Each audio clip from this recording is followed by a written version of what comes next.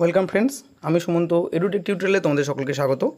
আজকে তোমাদের সঙ্গে যে তথ্যটি শেয়ার করছি, একসঙ্গে একাদশ ও দ্বাদশ শ্রেণীর কিছু বিষয় নিয়ে বিজ্ঞপ্তি দিয়েছে উচ্চ মাধ্যমিক শিক্ষা সংসদ। আগের দিন তোমাদের সঙ্গে শেয়ার করেছিলাম উচ্চ মাধ্যমিকে নতুন সাবজেক্টগুলি নিতে গেলে কোন কোন সাবজেক্টে মিনিমাম কত নাম্বার থাকতে হবে।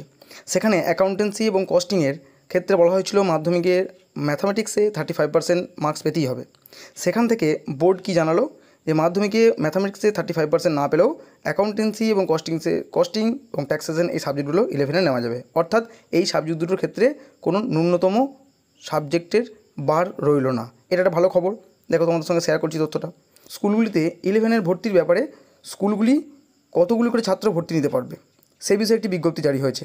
যেখানে স্কুলগুলি সেলফ ফাইন্যান্সড স্কুল, সেই সমস্ত স্কুলগুলিতে 400 জন স্টুডেন্ট আগে থেকেই ছিল।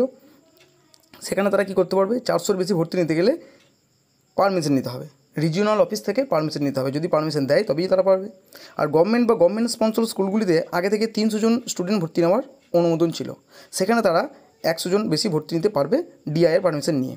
যদি তার বেশি ভর্তি নিতে হয় তাহলে সেখানে কী করতে হবে, রিজিওনাল অফিস থেকে পারমিশন নিতে হবে। যদি পারমিশন পাওয়া যায় তবেই সেই সমস্ত স্কুল এই 400-র বেশি স্টুডেন্ট ভর্তি নিতে পারবে।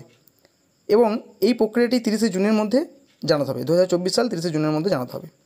এই দুটি বিজ্ঞপ্তির পাশাপাশি সবথেকে গুরুত্বপূর্ণ বিজ্ঞপ্তি কী, সেই বিজ্ঞপ্তি তোমাদের সঙ্গে তুলে ধরছি। দেখো, আগামীকাল যে উচ্চ মাধ্যমিকের রেজাল্ট বেরোবে সেই বিষয়ে বোর্ড থেকে যে বিজ্ঞপ্তি দেওয়া হয়েছে, দেখো প্রেস কনফারেন্স করে জানিয়ে দেবে 8ই মে বেলা 1টার সময় কালকে উচ্চ মাধ্যমিকের ফলাফল প্রকাশ পাবে। সেই বিষয়ে একটি বিজ্ঞপ্তি জারি হয়েছে।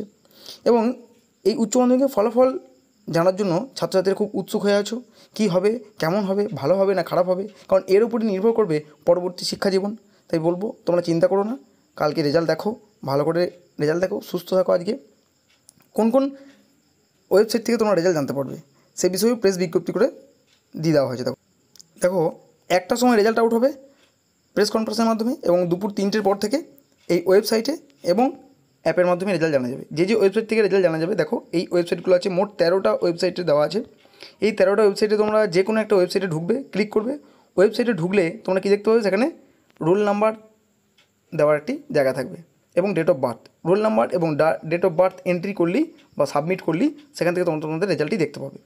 যদিও বলবো, এইখানের মাধ্যমে রেজাল্ট দেখার পর তোমরা অবশ্যই স্কুল থেকে তোমাদের রেজাল্ট সংগ্রহ করবে এবং সেটি তোমরা দেখবে তার সঙ্গে মিলিয়ে। আর মোবাইল অ্যাপ আছে কি, WBCHSE, গুগল থেকে এই অ্যাপটি ডাউনলোড করে তোমরা সেখানের মাধ্যমেও তোমরা দেখতে পারবে। অল দ্য বেস্ট প্রত্যেক ছাত্রছাত্রীকে ও অগ্রিম শুভেচ্ছা। চ্যানেলে নতুন হলে অবশ্যই সাবস্ক্রাইব করবে, ভালো লাগলে একটি লাইক করবে, এবং যারা উচ্চ মাধ্যমিকের পরীক্ষার্থী তারা অবশ্যই তাদের রেজাল্ট আমার সঙ্গে শেয়ার করবে। সঙ্গে থাকার জন্য ধন্যবাদ। ভালো থাকবে, সুস্থ থাকবে। পরবর্তীতে অন্য ভিডিও নিয়ে তোমাদের সঙ্গে দেখা হবে।